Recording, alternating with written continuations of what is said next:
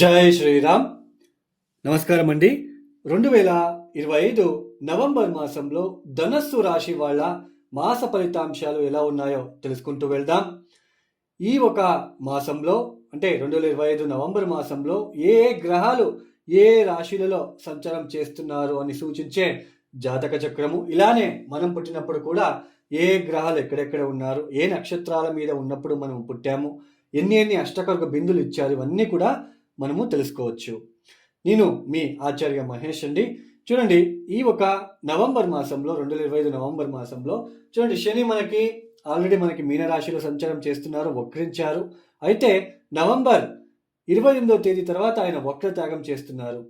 రాహు కుంభంలో సంచారం, కేతు సింహరాశిలో సంచారం, అలానే గురు ఇక్కడ అతిచార మార్గంలో మనకి కర్కాటక రాశిలోకి అయితే వచ్చారు. అయితే నవంబర్ 11వ తేదీ తర్వాత ఆయన వక్రించి సంచారాన్ని ప్రారంభం చేస్తున్నారు. ఇక సూర్యుడు నవంబర్ 16వ తేదీ వరకు ఆయన తులారాశిలో సంచారం, తదుపరి వృశ్చికానికి వచ్చి సంచారాన్ని ప్రారంభం చేస్తున్నారు. అలానే నవంబర్ మాసంలో 2వ తేదీ నుంచి 23వ తేదీ వరకు శుక్రుడు తులారాశిలో సంచారం, తదుపరి వృశ్చిక రాశిలోకి వచ్చి సంచారాన్ని ప్రారంభం చేస్తున్నారు.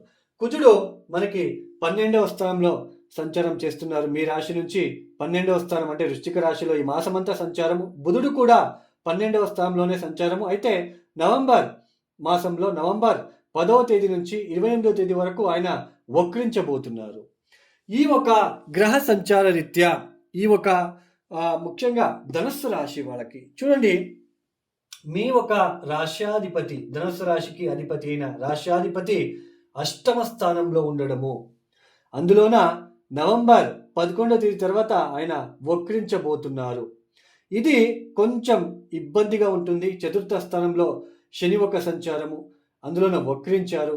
ప్రాపర్టీ రిలేటెడ్ విషయంలో జాగ్రత్తలు తీసుకోవాలి.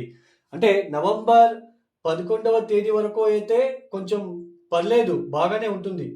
ఆయన వక్రించిన తర్వాత కొంచెం డిస్టర్బెన్సెస్ ఏర్పడుతూ ఉంటుంది. కొంచెం ఆకస్మికంగా ఏదైనా ప్రాపర్టీ కొనుగోలు చేయాలి, వాహనం కొనుగోలు చేయాలి, ఎక్కువ డబ్బులు ఖర్చు అయ్యే సూచనలు ఉంటాయి. ఆరోగ్యరీత్యా ఇబ్బందులు, కుటుంబ రీత్యా కొన్ని ఇబ్బందులు, మానసిక ప్రశాంతత తక్కువ అవడం లాంటిది కూడా కనిపిస్తూ ఉంటుంది. అయితే మనకి నవంబర్ 16వ తేదీ వరకు సూర్యుడు, నవమాధిపతి అయిన సూర్యుడు లాభస్థానంలో యోగిస్తున్నాడు. నవంబర్ 2వ తేదీ నుంచి నవంబర్ 23వ తేదీ వరకు శుక్రుడు యోగిస్తున్నాడు. ఇంకా మిగతా గ్రహాలు, కొంచెం రాహు కూడా యోగిస్తున్నారు. ఇంకా మిగతా గ్రహాలన్నీ కూడా కాస్త మిశ్రమంగా ఉండే ఆస్కారాలు ఉంటాయి. చూడండి, మీకు ముఖ్యంగా పంచమాధిపతి వ్యయస్థానంలో ఉండడము, ఏదో తెలియని ఒత్తిడి లాంటిది, ఆలోచన పెరగడము, ఆర్థిక విషయాలలో కావచ్చు, లేదా నాకు రావాల్సిన ప్రాపర్టీ రిలేటెడ్ కావచ్చు, లేదా ఏదో ఆరోగ్య విషయంలో కావచ్చు, లేదా కుటుంబ రీత్యా కావచ్చు, తెలియని ఆలోచన పెరగడం లాంటిది మీరు ఈ ఒక మాసంలో చూడవచ్చు. అలానే రవి కూడా ఎప్పుడైతే నవమాధిపతి వ్యయస్థానానికి వస్తాడో అనవసరమైన ప్రయాణాలు, ఖర్చులు పెరగడము, స్ట్రెస్కి గురి అవ్వడం లాంటిది, ఒక ప్రయత్నాన్ని అంటే మనం ఏదో ఒకటి అనుకుంటాం, దాన్ని చేయాలి, దాన్ని ఎట్లాగైనా మనము చేసుకొని దాన్ని సాధించాలి అనే ఒక విషయంలో ఎక్కువ ట్రై చేయాలండి. అంటే ఒక పని కంప్లీట్ అవ్వడానికి ఎక్కువ మీరు ఒత్తిడికి గురి అవుతూ ఉంటారు, ఎక్కువ ఎఫర్ట్ పెట్టాలి. సో ఇలాంటి ఒక ప్రమేయం ఏర్పడుతూ ఉంటుంది ఈ ఒక ధనుస్సు రాశి వాళ్ళకి. మెయిన్ మీ రాశ్యాధిపతిని 8వ స్థానంలో వక్రించబోతున్నారు. కొంచెం ఆరోగ్యరీత్యా గ్యాస్ట్రిక్ రిలేటెడ్, ఈ ఒక స్టమక్ రిలేటెడ్ ఇష్యూస్ లాంటిది, అలానే కుటుంబ ఆర్థిక విషయాలలో కూడా మీకు ఒత్తిడులు ఎదురయ్యే సూచనలు ఉంటాయి. కాబట్టి ఈ యొక్క ధనుసు రాశి వాళ్ళు కొంచెం జాగ్రత్తగా ఉండే ప్రయత్నం చేయండి. అయితే ఈ ఒక ఎడ్యుకేషన్ చేసే పిల్లలకి కూడా కాస్త నెగ్లిజెన్సీ పెరగడము, తల్లితో విభేదాలు, ఈ గృహంలో ఒత్తిడి లాంటిది, ఇలాంటి సూచనలు మీకు ఎక్కువగా ఉంటాయి అని తెలుసుకోవచ్చు. ఖర్చులు పెరిగిపోతూ ఉంటాయండి. డబ్బులు ఆర్థికంగా ఎంత డబ్బులు వచ్చినప్పటికీ ఖర్చులు పెరిగిపోతూ ఉంటాయి. ఎందుకు ఖర్చు చేస్తున్నామో తెలియదు, ఎలా ఖర్చు అవుతుందో తెలియదు, ఇలాంటి సిచ్యుయేషన్.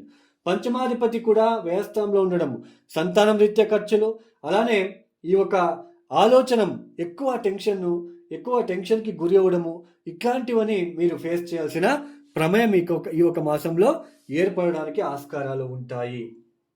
మొత్తానికి ఈ ధనుసు రాశి వాళ్ళు కొంచెం జాగ్రత్తలు తీసుకోవాల్సిన ప్రమేయం ఉంటుంది. ప్రయాణం చేసేటప్పుడు జాగ్రత్త, తర్వాత ఆరోగ్య విషయంలో జాగ్రత్త, ఇవన్నీ కూడా మీరు జాగ్రత్తలు తీసుకోకపోతే ఇబ్బందికి గురయ్యే సూచనలు ఉంటాయి. కాబట్టి జాగ్రత్తలు ఎక్కువ తీసుకోండి.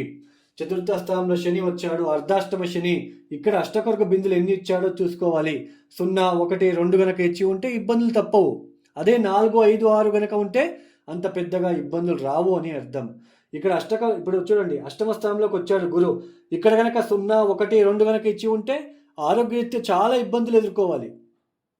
అదే 4, 5, 6 గనక ఇచ్చి ఉంటే అష్టకొరక బిందువులు పెద్దగా పట్టించుకోవాల్సిన ప్రమేయం ఉండదు. ఈ ధనుసు రాశి వాళ్ళు చూడండి, తప్పనిసరిగా మీరు ముఖ్యంగా ప్రతిరోజు శ్రీపాద శ్రీవల్లభ దివ్య చరితామృత పుస్తకం చదువుకోండి. ఎందుకంటే గురుబలం తగ్గింది, గురుబలం పెంచుకునే ప్రయత్నం చేయాలి. లడ్డు ఏదైతే మనము లడ్డు బూందీ లడ్డు అంటామో వాటిని ఏదైనా టెంపుల్లో పంచిపెట్టడానికి ప్రయత్నాలు చేస్తూ ఉండండి. నవగ్రహాలకి కూడా 27 ప్రదక్షిణాలు చేయండి ప్రతిరోజు. ఓం నమ సూర్యాయ చంద్రాయ మంగళాయ బుధాయ చ గురు శుక్ర శనిశ్చ రాహువే కేతువే నమః అంటూ 27 ప్రదక్షిణాలు చేస్తూ ఉండడానికి ప్రయత్నాలు చేసుకోండి. అలానే చూడండి, ఆకస్మికంగా కొన్ని ఇన్సిడెంట్స్ జరిగే సూచనలు ఉంటాయి. కుటుంబంలో, ఇంట్లో ఏదైనా నష్టం జరిగే సూచనలు ఉంటాయి. కాబట్టి కొంచెం జాగ్రత్తగా ఉండే ప్రయత్నం చేసుకోండి. ఈ పరిహారాలతో పాటు కూడా మీరు కేర్ తీసుకోవాలి.